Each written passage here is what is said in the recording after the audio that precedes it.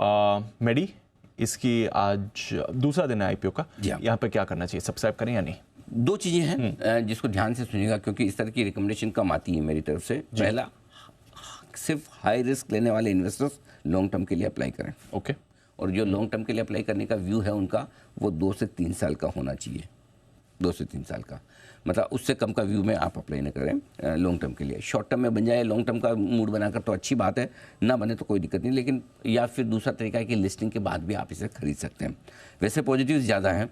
क्या है, unique business model है। ये क्या करते हैं कि अगर आप जैसे हॉस्पिटल में एडमिट होते हैं और आप मेडिक्लेम लेते हैं, हेल्थ इंश्योरेंस, आपको इंश्योरेंस कंपनी से पैसे लेना होता है, तो हॉस्पिटल और इंश्योरेंस कंपनी के बीच का जो ये काम है वो ये करते हैं। नीचे आप लेते हैं ना, हॉस्पिटल नीचे ग्राउंड फ्लोर पर डेस्क लगी होती है, वहाँ जाके आप अपने क्लेम सबमिट करते हैं। तो क्लेम प्रोसेस करना और हॉस्पिटल को अगर कैश ले से तो, या फिर जो पेशेंट है उसको ये क्लेम दिलवाने का काम इंश्योरेंस कंपनी से, ये इनका यूनिक बिजनेस मॉडल है। बीच का सबसे बड़ी चीज़ है इनकी बहुत स्ट्रॉन्ग मार्केट लीडरशिप है दीप, मतलब लगभग लीडर है। ग्रुप इंश्योरेंस कंपनी में तो इनका कोई हाथ ही नहीं पकड़ सकता है। 45% के आसपास, 40%, 42% के आसपास इनका मार्केट शेयर है। तो रिटेल इंश्योरेंस में भी बहुत स्ट्रॉन्ग होल्ड है इनका।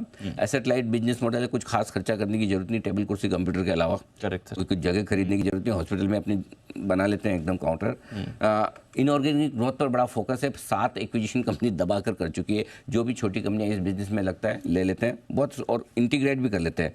ग्रोथ का ट्रैक रिकॉर्ड बहुत गजब का रहा है। प्रोमोटर्स बहुत एक्सपीरियंस और शानदार प्रोमोटर्स हैं, इसमें कोई डाउट नहीं।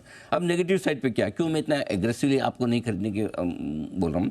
पहली चीज़ तो ये कि प्रोमोटर की स्टेक थोड़ी घटकर 46% रह जाएगी, 50 से नीचे वो थोड़ा सा कम होता है। बट उससे ज़्यादा अभी जिस आईपीओ जिस वैल्यूएशन पे आ रहा है वो 44 का पी मल्टीपल है, जो कि थोड़ा ज़्यादा है। अगर थोड़ा सस्ता करते तो बहुत बढ़िया। अब ये है कि 2 साल के बाद जो इनकी अर्निंग होगी उसके बेसिस पे देखेंगे 1 से 2 साल के मल्टीपल, तो फिर आपको रीजनेबल लगेगा, फिर महंगा नहीं है। तो अगर आप 2 साल आगे का व्यू लेकर वैल्यूएशन देंगे तो ठीक है, रीजनेबल।